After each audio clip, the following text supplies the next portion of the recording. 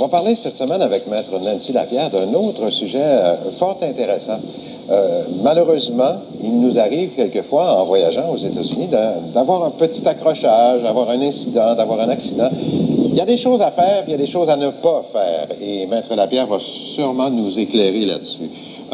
Qu'est-ce qui se passe si je suis disons en Floride, nous sommes en Floride, là, et j'ai un accrochage avec ma voiture? Qu'est-ce qu'il faut que je fasse ou pas faire?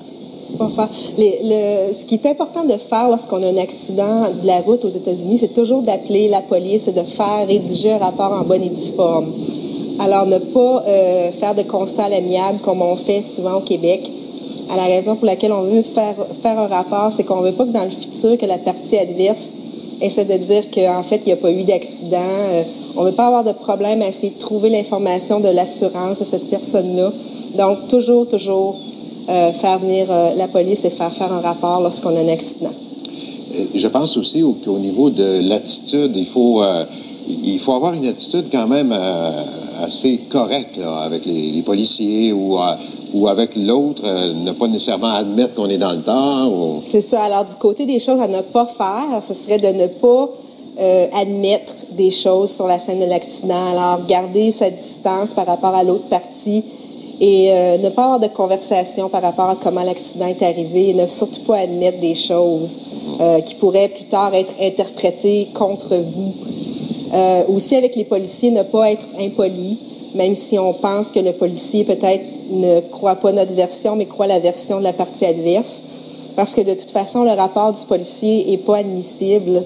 Le policier n'a pas vu l'accident, donc c'est vraiment votre témoignage et le témoignage de l'autre qui va être admissible. Donc, ne pas perdre sa patience et ne pas être impoli avec les policiers. Et rapidement, en terminant, ça arrive à beaucoup de monde, l'infraction sur le code de la sécurité routière, la vitesse. On s'est fait attraper, la police nous a arrêtés pour constat de vitesse. Qu'est-ce qu'on fait dans ce temps-là?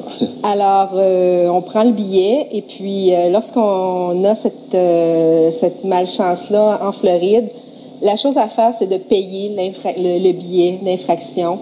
Et même si c'est une infraction qui déduit des points à points, comme on dit, la Floride ne rapporte pas au Québec cette infraction-là.